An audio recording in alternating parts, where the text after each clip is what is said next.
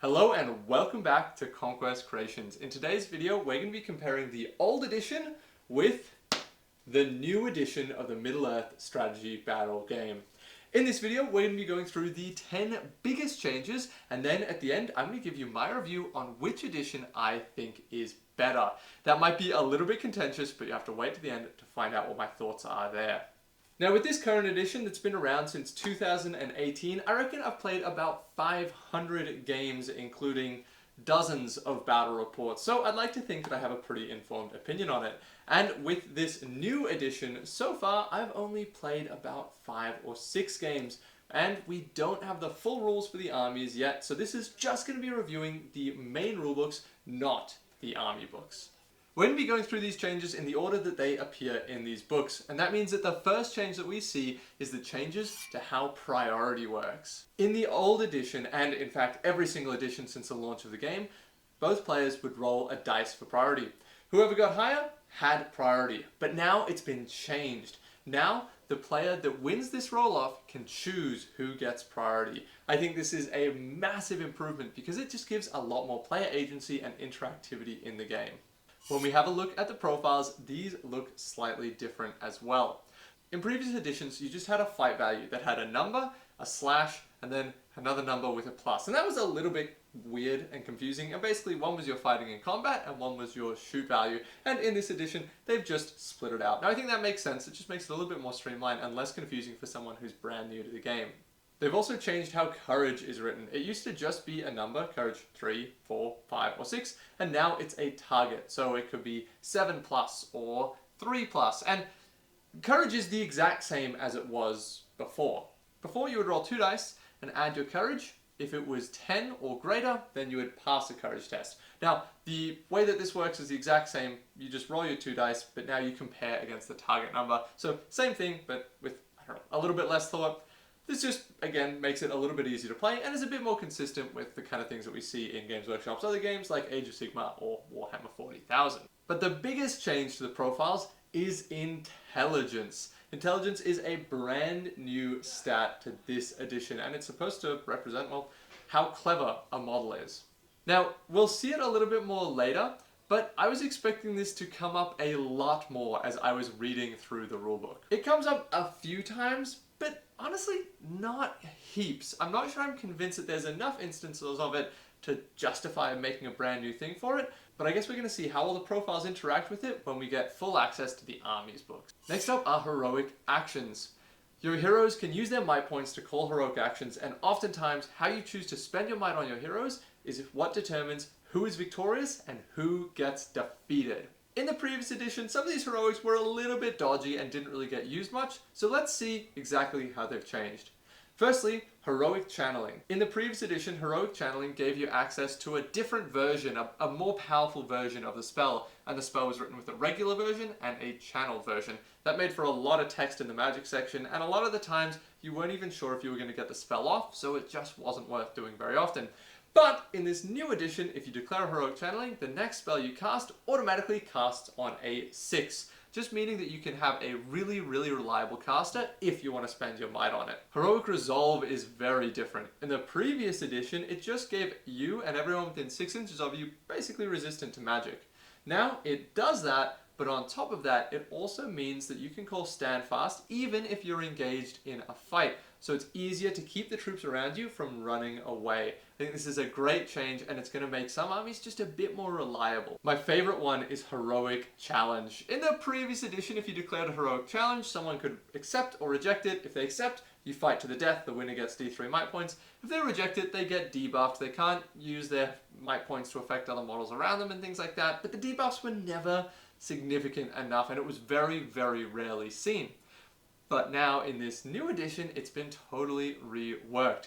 Basically, I can declare a heroic challenge at any hero within 6 inches of me. Before, it was a hero that you are fighting, so now you don't have to be directly fighting them.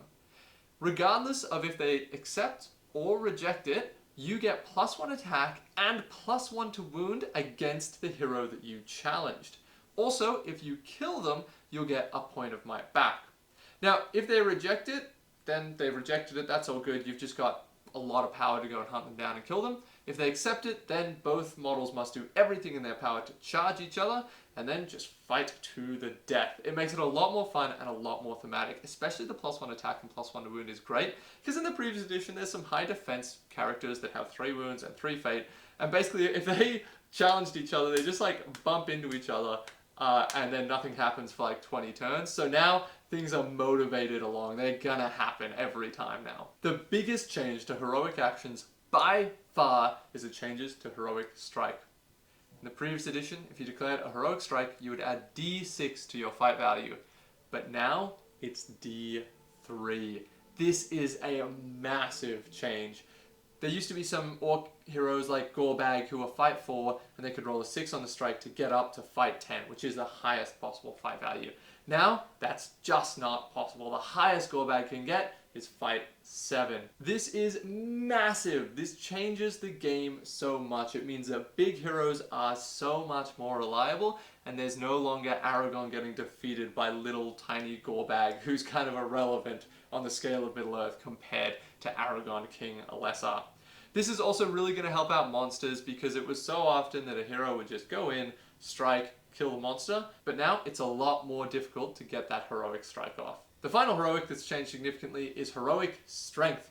In the previous edition, it just added D3 strength, which was kind of lame, because sometimes if you just added 1 strength, it wouldn't actually make any difference to your ability to wound something, but now it just flat out doubles your strength value. So if you got a strength 4 hero charging in, calling a heroic strength, all of a sudden you're striking at strength 8, so you can really put out a lot of damage very, very quickly.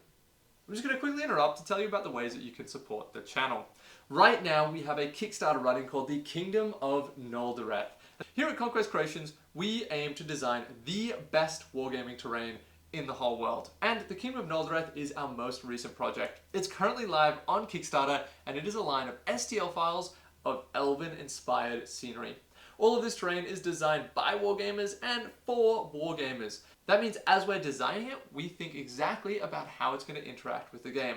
For that reason, all of our doorways are big enough to allow models to move through them, and all of the levels of these buildings are connected by ladders. We also know that wargaming terrain gets beaten around a little bit. It's going to have a ton of games played on it at a tournament, so we've taken that into account when we've designed all of our details and made sure they're sturdy enough to survive the rigors of wargaming. Now, while this Kickstarter is running, you can get any of the previous terrain that we've made at their original discounted Kickstarter prices, so you can save a ton of money by getting them as add-ons to the Kingdom of Noldoreth campaign. We also have the Conquest Mega Bundle, which has every single STL file we've ever designed here at Conquest Creations at an absolutely massive discount. If you're a fan of wargaming terrain, then please go check it out. If you don't need any wargaming terrain, then we do have a Patreon as well. Over on the Patreon, we're going to be posting exclusive battle reports when playing through the Quest of the Ringbearer at the moment. And if you join the Patreon of the Conquest Champions tier, you also get a monthly bundle of STL files. Thanks for listening to me, and let's get back into the video. The next big changes we have are to monsters. In the previous edition, monsters were lacking. There were definitely some incredibly powerful monsters like Wargear, Bjorn, Grimbeorn, I guess, Gulliver. Like there's definitely some strong ones, but they were all pretty much heroes, and all of them had monstrous charge. And there was just such a big difference between them and regular monsters. In the movies, the Mordor trolls are so intimidating, but in game, they were just a wet tissue that didn't really do anything and then died. So that was one thing that I really, really wanted to see change and was really high up on my wish list for this new edition. Now, they didn't change as much as I expected them to, but I'm expecting their profiles will change more than their rules in the main rulebook. When a monster wins a fight, you can choose to either just strike blows normally or use a brutal power attack. The brutal power attacks are just special rules that only monsters can do. One of them was called Barge, and in both editions, you push back the models that you're fighting by 3 inches.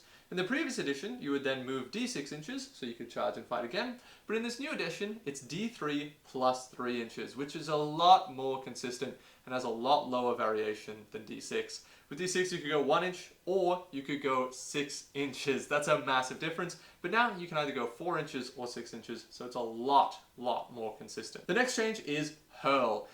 In the previous edition, when you hurl the model, you would just pick it up and throw it down a battle line, which was admittedly pretty cool. But you could only throw them directly away from you, so you were pretty limited and it was pretty tricky to set up. Hurl is now totally different. Basically, you pick up the model that you were fighting against, take an intelligence check, that's the first time we've seen it. If you pass, you get to throw that model at an enemy model that's nearby to you, and that'll do a hit to them and knock them prone. If you fail that intelligence check, then your enemy can choose one of their models to get hurled into. So it's not super consistent, but it's a really interesting way of being able to target specific heroes, and you don't need to do as much setup.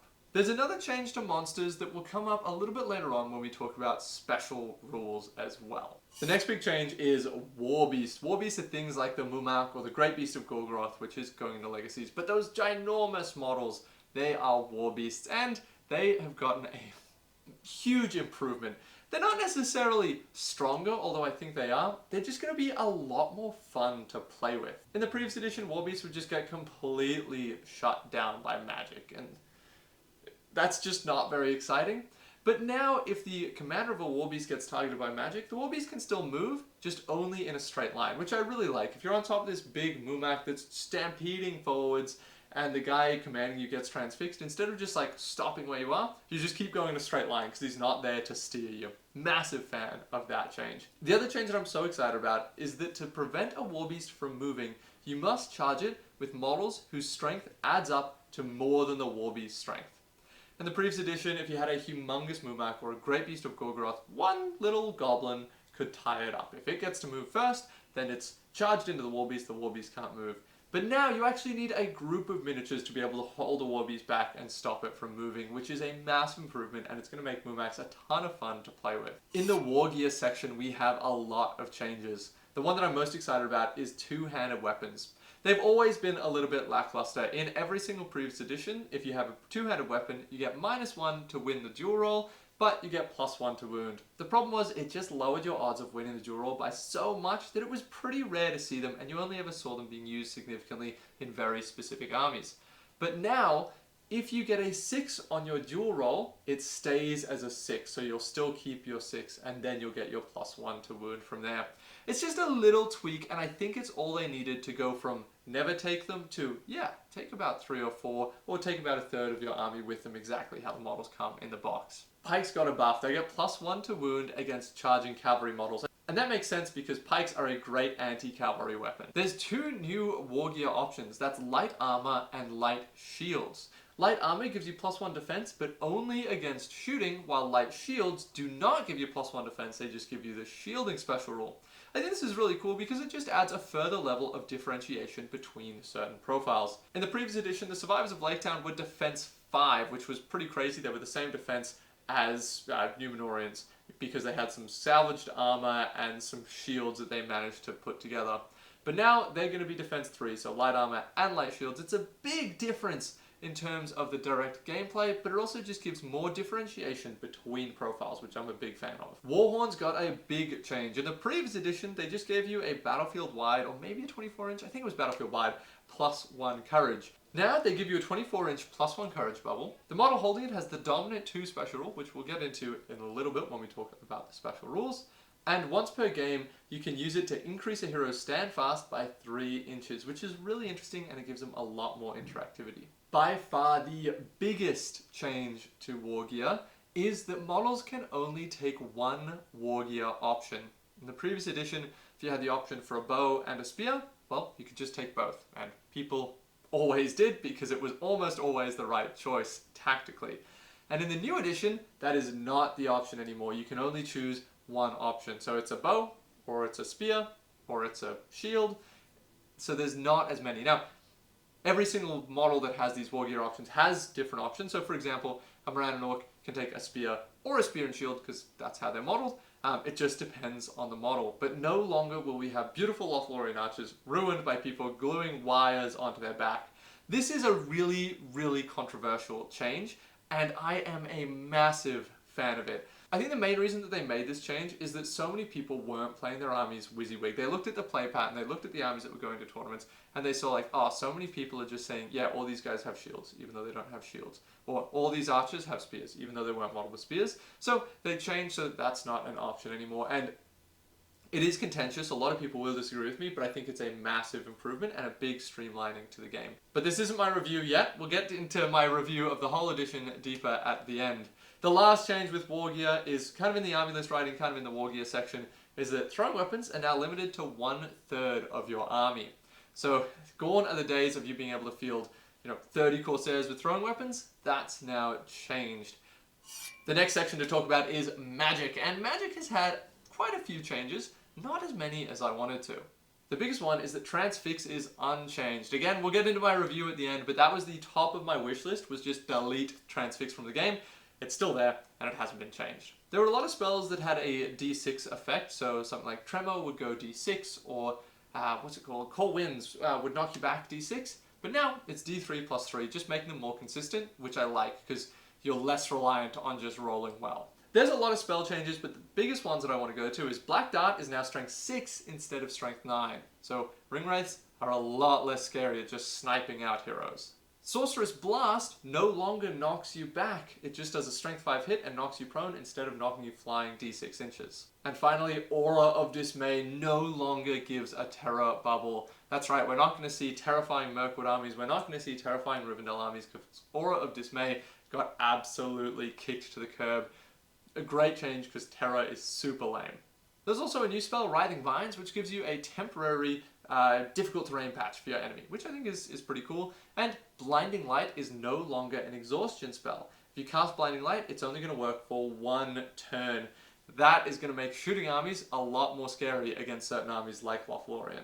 Alright, let's go on to our special rules. And really there's 2 big ones that I want to change here. There's a lot of little changes, but the 2 big ones are the addition of Dominant. Dominant has a number associated with it, so Dominant 2, 3, 4, 5, 6, even Dominant 20. There's a model with Dominant 20 in the game. And Dominant means that when you're within range of an objective, you count as that many models. So if you're Dominant 3 and you're within 3 inches of the objective, you count as 3 models. That is really, really good. And as I was saying before with monsters, this is another change that really affects them, because a lot of monsters, I reckon, are going to end up with this special rule. The other special rule that I want to talk about is Sharpshooter. Sharpshooter specifically lets you target enemy heroes' mounts with your shooting attacks. So there's going to be a lot of characters that can just snipe out horses, which, again, I'm a big fan of. You can probably tell I'm a big fan of a lot of the changes so far. And the next thing to talk about is the scenarios. Now this is probably the part of the game that was the least changed. As in, they're basically the same. They're now out of 20 points instead of just 12, which is a slight difference. And the biggest thing that I was expecting to change in this edition was Maelstrom of Battle. Basically, in the old edition, Maelstrom of Battle is where you come in from random board edges instead of deploying, but it was fraught with issues, mainly that one player's whole army had to come in before the other player's army could come in, and a lot of the times, instead of being like random and scattered around how I think it was supposed to be, these armies would just kind of deploy normally, or one warband would get separated and totally surrounded, and it was kind of just a mess, and I really didn't like it. I think a lot of players didn't. So that being unchanged is kind of surprising. Now, in the rulebook, they do say that there is a match play guide coming with 24 scenarios this time. The old edition only had 18, so we're going to get 6 more, and it's going to be interesting to see if they fix Maelstrom then. I really hope they do, or if we're just going to get a wider variety. There are more special rules that I've seen that interact with things being in range of an objective marker, so hopefully there's more objective scenarios. And maybe this is going to be another way that we can nerf the power of shooting. In the previous editions, I think that shooting has been wildly, wildly overpowered.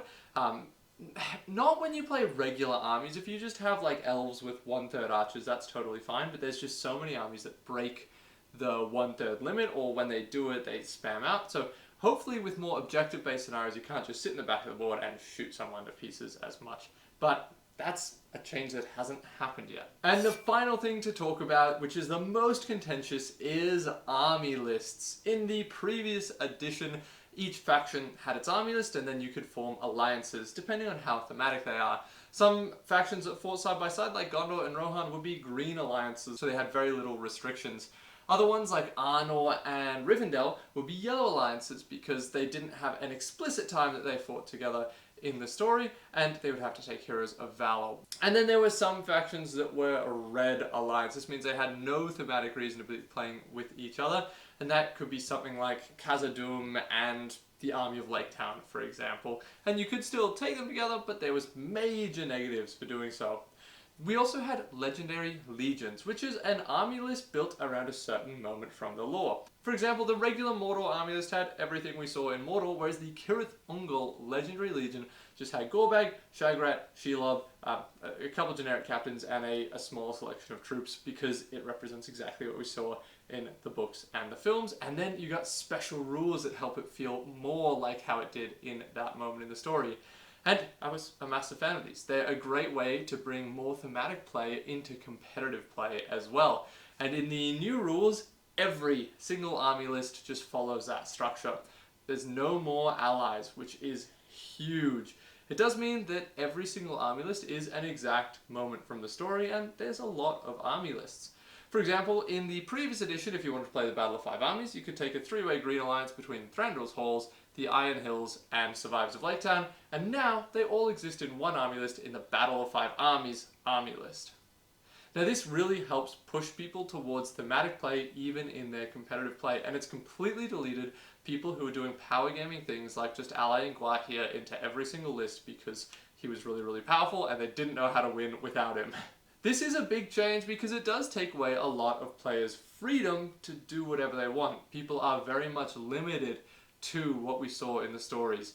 Now, I understand that some people are against this. I, however, am a massive fan. Every single army that I built and played was generally thematic, so this is just encouraging me to do what I was already doing, but I'm getting extra special rules that are going to make my army feel even more thematic.